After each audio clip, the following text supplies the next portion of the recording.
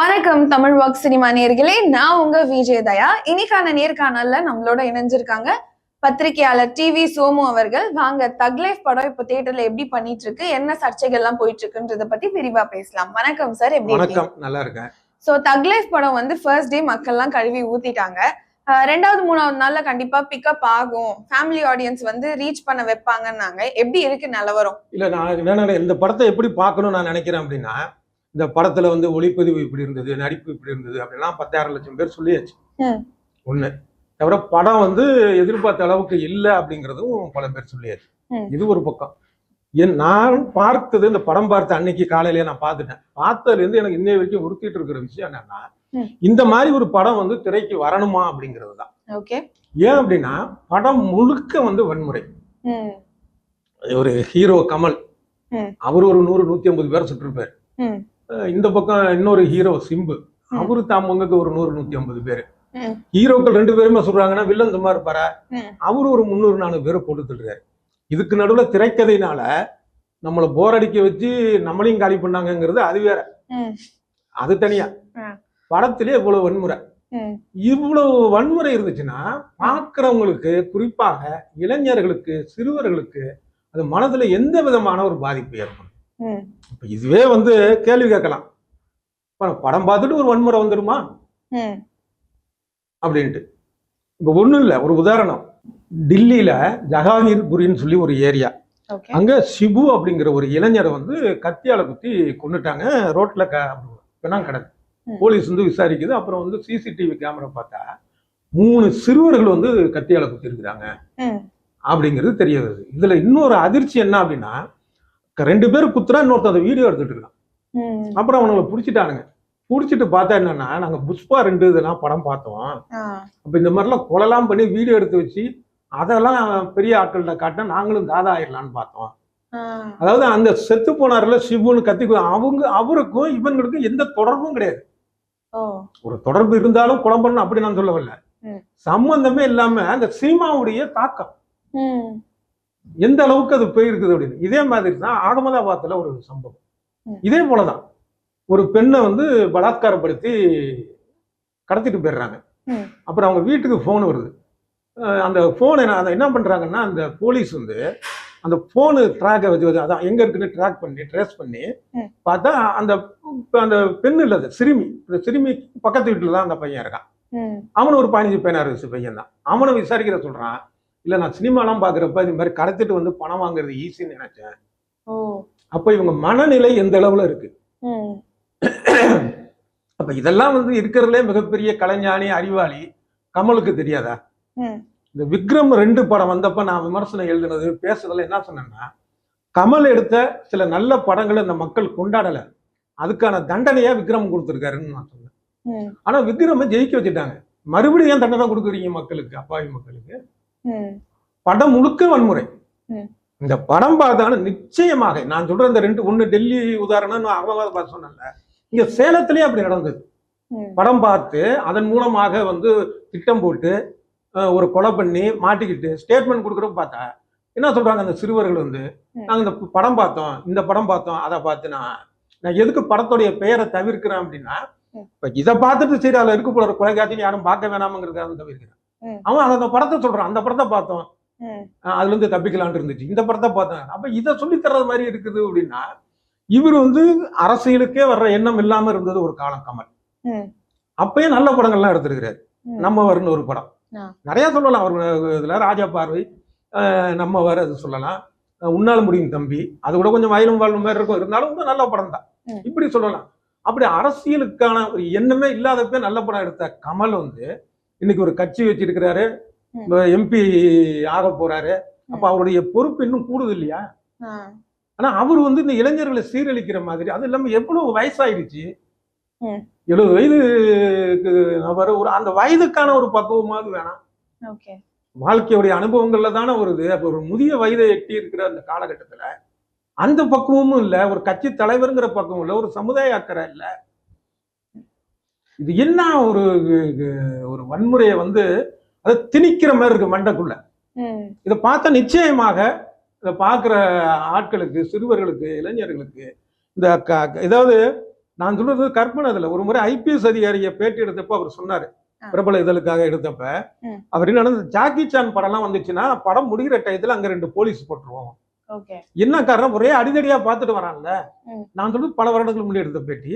அப்ப வந்து வரிசையா சைக்கிள் தான் இருக்கும். சைக்கிள் இன்னைக்கு 2 வீலர் ஸ்டாண்ட் இருக்குல்ல, கார் ஸ்டாண்ட் மாதிரி 4 வீலர் இருக்கிற மாதிரி சைக்கிள் ஸ்டாண்ட்.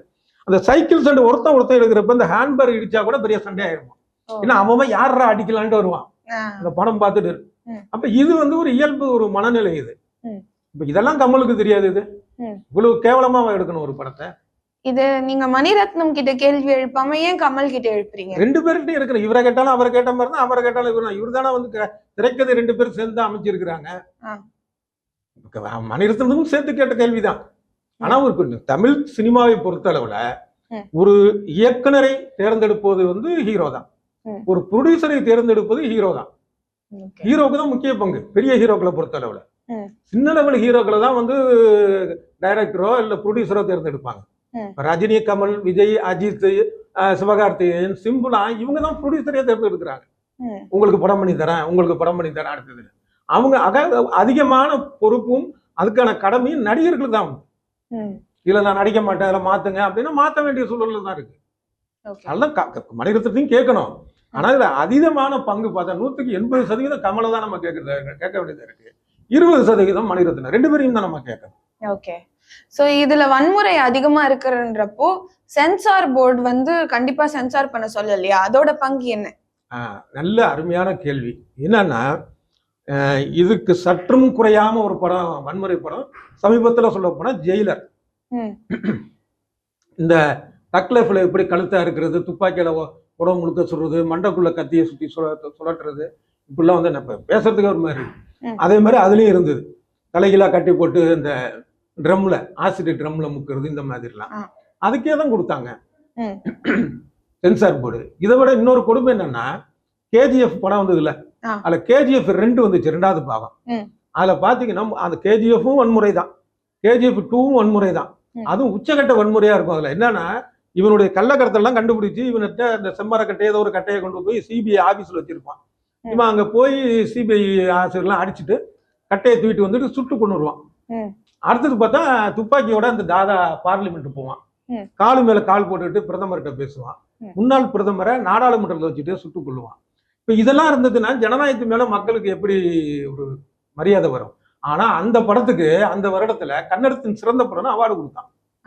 இந்த சூழல்ல இருக்கிறப்ப இவன் சென்சார் சர்டிஃபிகேட் ஏன் தர மாட்டான்? அந்த அக்கறை வேணும்ல சென்சார்ல இருக்கிறவங்களுக்கும். நம்ம மக்கள் பார்ப்பாங்களே, குறிப்பா வந்து இளைஞர்கள், சிறுவர்கள் பார்ப்பாங்களே, இதெல்லாம் வந்து நம்ம அனுமதிக்கலாமா அப்படிங்கிற அக்கறை சென்சார் போர்டு உள்ளவங்களுக்கு வேணும்ல, இல்லையே.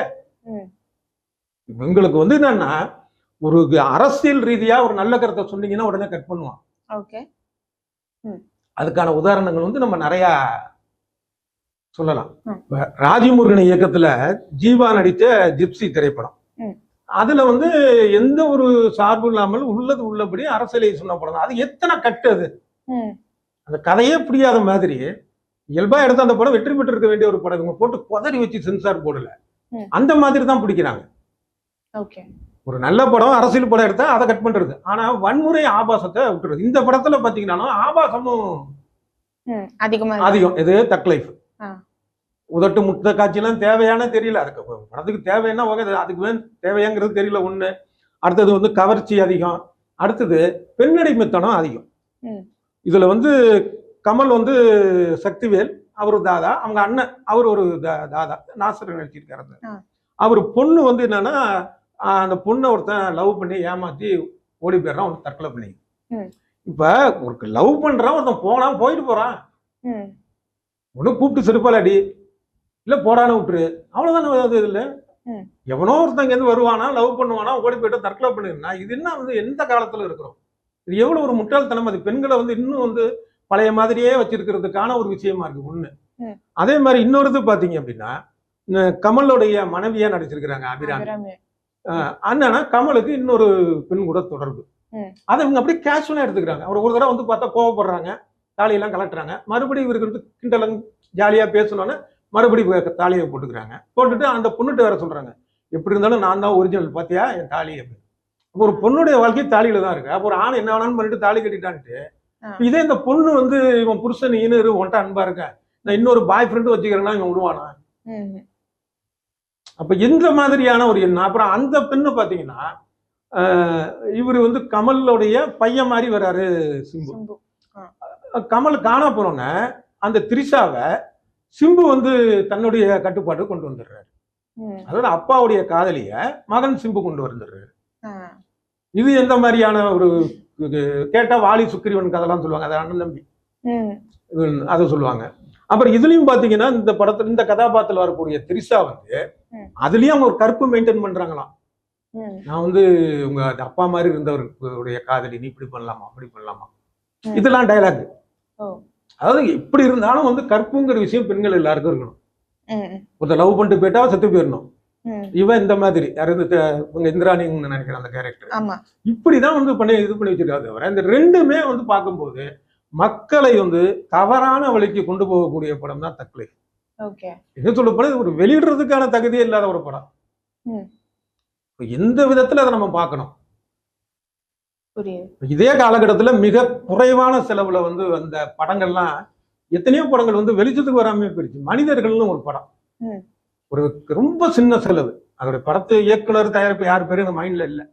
இந்த படம் பார்த்தேன், பிரஸ் ஷோல பார்த்தேன். ஃப்ரெண்ட்ஸ் எல்லாம் போறாங்க, அதுல ஒருத்தன் வந்து ஏதோ ஒரு கலாட்டால இறந்துடுறான். அவன் உடலை வச்சுக்கிட்டு என்ன பண்றாங்கிறது அது பகீர்னு இருக்கு, மனிதனுடைய உணர்வை சொல்லுது. அது மாதிரி பார்த்தா இந்த பேரன்பும் பெருங்கோபமும்னு ஒரு சினிமா மக்களுடைய வாழ்க்கை ஜாதி இந்த விஷயத்த சொல்லு. இப்படி சின்ன சின்ன பட்ஜெட் இதுக்கு முன்னாடி வந்துச்சு. இந்த டூரிஸ்ட் ஃபேமிலி கூட வந்து பாத்தீங்கன்னா ஒரு ஒரு லைஃப் வந்து ஒரு இயல்பா கொண்டு போற ஒரு படமா இருந்தது. அந்த ரப்பர் பந்துன்னு ஒரு படம் இப்படி எல்லாம் இருக்குல்ல. அப்ப நீங்க ஏன் வந்து 100 கோடியா போட்டு ஏன் மக்களுக்கு வந்து குப்பையை கொடுக்குறீங்க? சார், ஆனா இத்தனை வருஷம் வந்து ஒரு பெரிய ஹீரோவா இருந்திருக்காருன்னா அவருக்குன்னு ஒரு ஃபேன் பேஸ் இருக்கும்ல. அண்ட் எல்லாமே பாத்தீங்கன்னா பெரிய ஸ்டார் காஸ்ட். சோ அதுக்காக மக்கள் போய் பாப்பாங்கல்ல. அதனாலதான் சொல்றோம், வேற யாரும் பண்ணியிருந்தாலும் கூட இந்த அளவுக்கு நமக்கு. இப்ப ஏன்னா நானே கமலுடைய மிகப்பெரிய ஃபேன். இப்ப அவருடைய பேசும் படத்தை பத்தி, பேசும் படம்னு ஒரு படம் வந்தது, அதுல படத்துல டைலாக்கே இருக்காது. அந்த படத்தை பத்தி என்ன மாதிரி ரசிச்சு வேற யாரும் பேசியிருக்க முடியாது.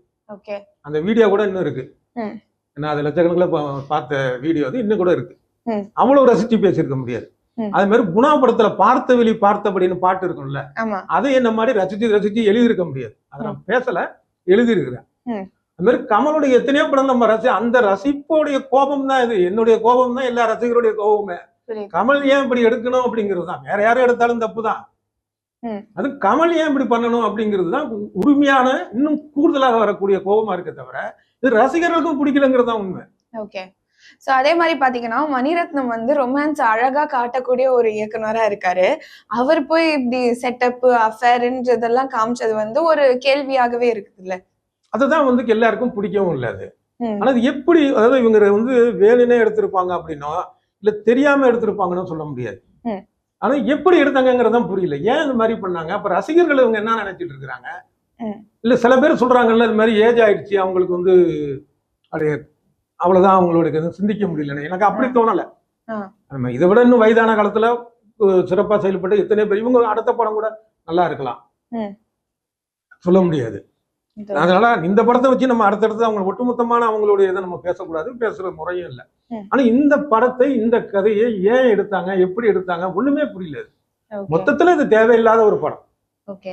சோ இப்போ தியேட்டர் விட்டு அது போயிடுமா? ஆனா ஓடிட்டு தான் இருக்குன்னு நினைக்கிறேன் தங்களே. இல்ல படம் ஓடுறதுக்கும் ஓடாததுக்கும் சம்மந்தம் இருப்ப. ஜெயிலர் படம் கூட பாத்தீங்கன்னா பார்த்தவங்களுக்கு பிடிக்கல, உண்மை அதுதான். ஆனா அந்த டயத்துல வேற படம் இல்ல, படம் ஓடிச்சு.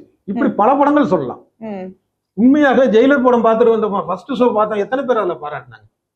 அவங்க ரசிகர்கள் அதை யாருமே பாராட்டல. அப்புறம் ரசிகர்களும் இது பண்ண ஆரம்பிச்சிட்டாங்க நெகட்டிவா.